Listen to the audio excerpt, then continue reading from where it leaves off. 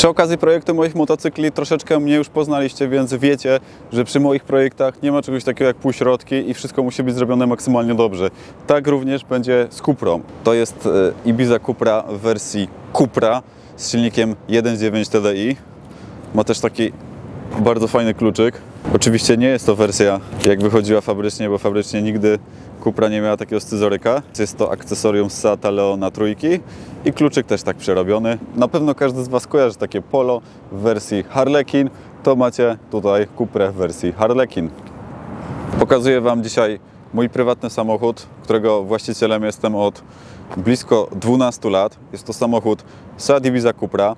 Dość nietypowo, bo jest to Cupra, natomiast w wersji silnikowej 1.9 TDI, czyli taka topowa wersja tego silnika, który w tym samochodzie ma 160 koni seryjnie. To jest bardzo dużo na samochód, który jest dość lekki. Aktualnie chciałbym Wam pokazać samochód, który jest po pierwszych pracach blacharskich. Wszystko w tym samochodzie aktualnie jest nowe. Jest nowa maska, są nowe błotniki, są nowe zderzaki. Drzwi są z rocznika 2008 z samochodu rozbitego, który był uderzony w tył. Są w bardzo dobrym stanie, bez jakichś większych oznak korozji. Tylne błotniki również są nowe, są wstawione w tym miejscu i tutaj, ponieważ stare były już kiedyś wymieniane i również były skorodowane. Tylny zderzak również jest nowy. Z ciekawostek, mamy nowiuteńkie lampy z ASO tylne. Jeśli chodzi o lampy przednie, to nie da się kupić już nowych lamp ksenonowych.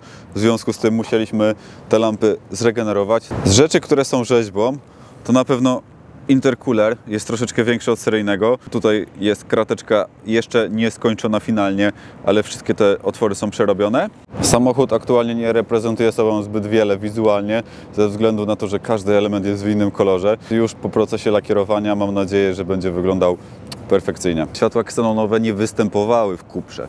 Tutaj te światła są akcesoryjne, zamontowane z wersji FR, z wersji Sport, ponieważ w Cuprze, przez to, że jest bardzo duży centralny intercooler, nie mieściły się według producenta spryskiwacze, w związku z tym wychodziła bez ksenonów. Ja zrobiłem taką przeróbkę, aby te światła były ksenonowe. Kolejnym etapem będzie wycięcie otworów, zamontowanie klapek oraz dysz spryskiwaczy, tak aby mogły być reflektory czyszczone i żeby to było zgodne po prostu z przepisami.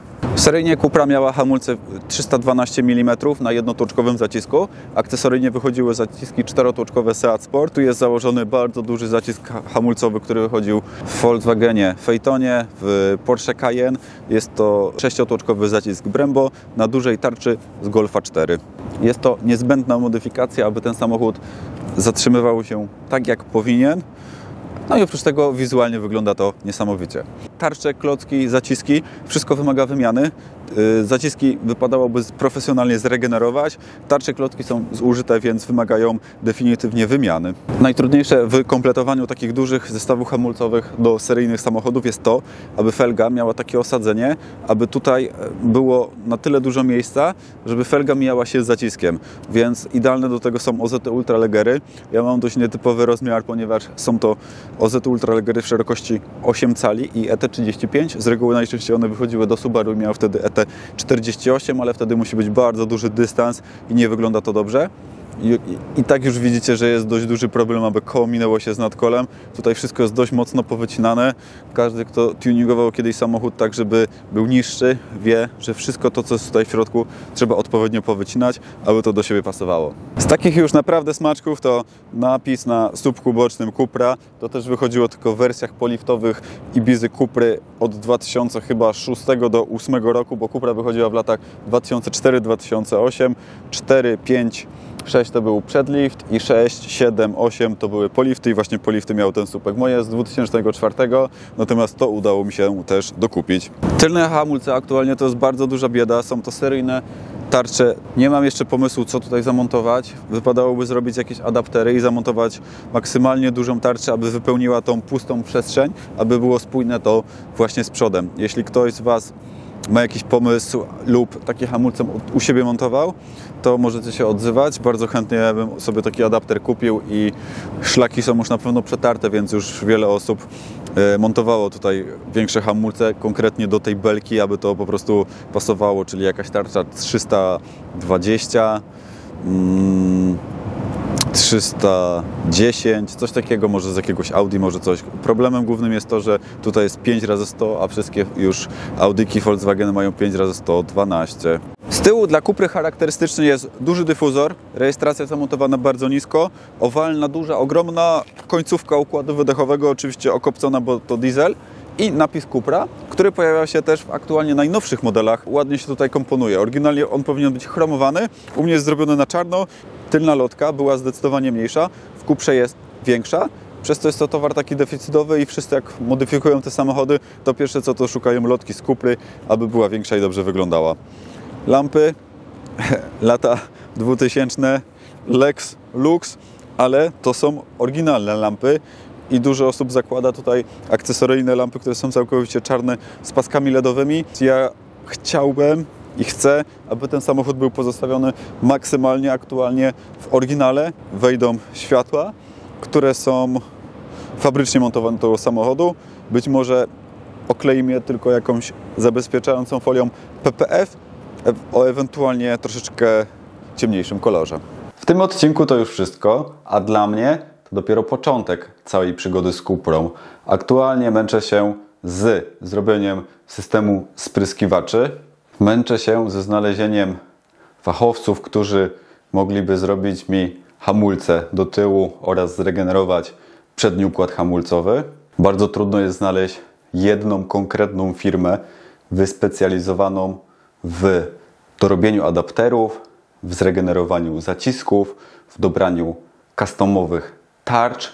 Taką firmę, która zrobiłaby wszystko od początku do końca i wzięła za to pełną odpowiedzialność. Większość z tych firm, które oglądamy w internecie, to w rzeczywistości okazuje się, że to są firmy, to są jednoosobowe działalności, w której pracuje jedna osoba, która ogarnia wszystko. W związku z tym, żeby się to wszystko też opłacało jednej osobie, to cena musiałaby być zawrotna, ale żeby w ogóle dowiedzieć się o cenie, ile by coś takiego mogło kosztować, to te firmy odpisują z takim opóźnieniem, że często po 2 miesiącach ja już zapominam w ogóle, że do kogoś pisałem z zapytaniem o to, czy jest mi w stanie pomóc w takim konkretnym temacie.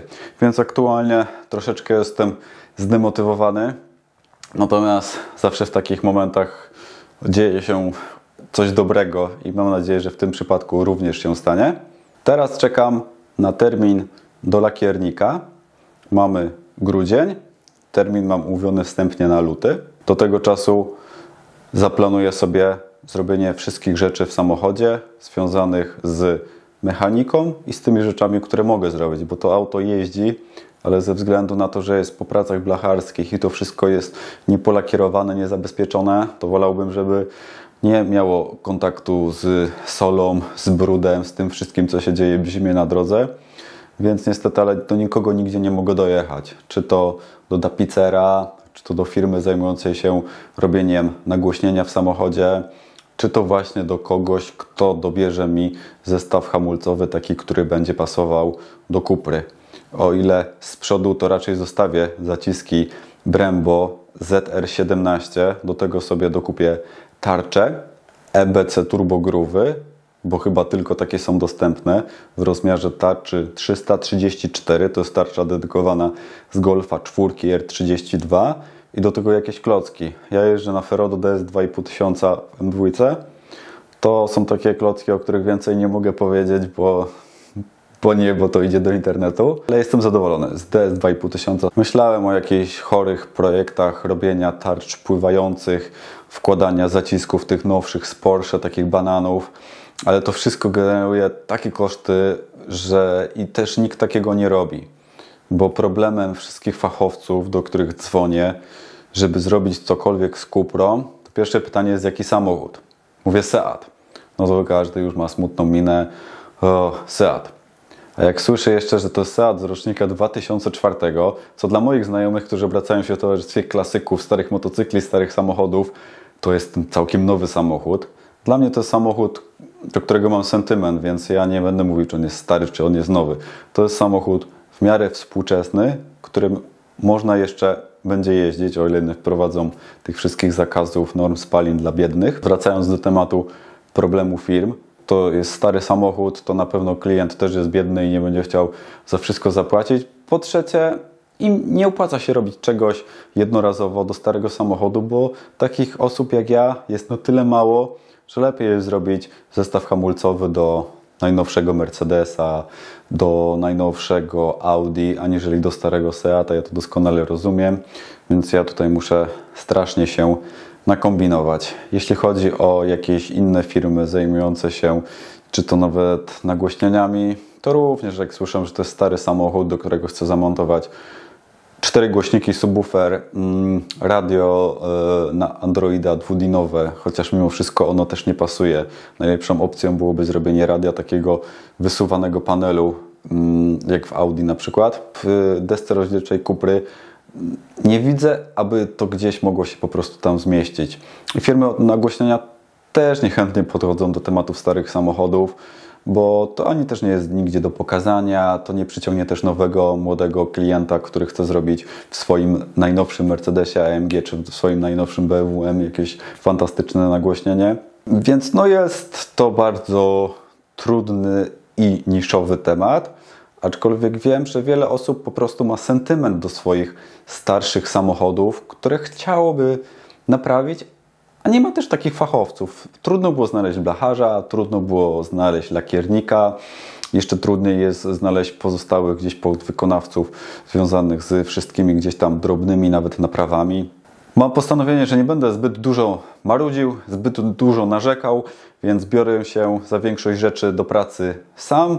W kolejnym odcinku już za tydzień zobaczycie rzeczy przygotowawcze, które mogłem zrobić sobie sam, domowo, w garażu, montaż elementów nowych. Jak widzieliście w odcinku, to wszystko z elementów blacharskich w tym samochodzie jest nowe. Chciałbym, aby ten samochód wyglądał naprawdę super. To, co jeszcze potrzebuję i chciałbym zrobić, to na pewno zmienić we wnętrzu pasy na czerwone, takie w kolorystyce, żeby pasowały do loga Cupry. Więc też potrzebuję firmę, która się zajmuje regeneracją pasów i też najlepiej, żeby się zgodziła pokazać, w jaki sposób takie pasy się wymienia, żeby zrobić to bezpiecznie i żeby te pasy pełniły nadal swoją funkcję i były nawet jeszcze bezpieczniejsze, bo nie będą wtedy 20-letnie. Na pewno ogląda ten materiał wielu pasjonatów, fanów marki Seat, której też już nie ma i nie będzie. Będzie marka Cupra, ale te nowe Cupry to są zupełnie inne samochody. Chciałbym kiedyś też postawić moją Cuprę względem nowej Cupry, jak to wygląda. W ogóle chciałbym też pojeździć jakimiś nowymi Cuprami.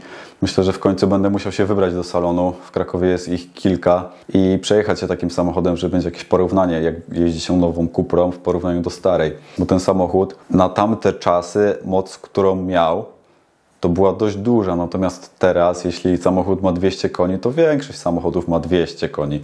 Teraz jeżdżę 400-konnym samochodem, więc dla mnie 200-konny samochód jest taki bardzo, powiedziałbym, zwyczajny, jak i dla większości. Mimo że to jest diesel, ma duży moment, to też będę chciał jakieś poczynić ingerencje tuningowe, bo właśnie brakuje firm takich stricte tuningowych, które by zrobiły dużo rzeczy ładnie, dokładnie, precyzyjnie, ale żeby odbierały telefony, odpisywały na maile, żeby były w stanie dużo rzeczy wytłumaczyć, podpowiedzieć.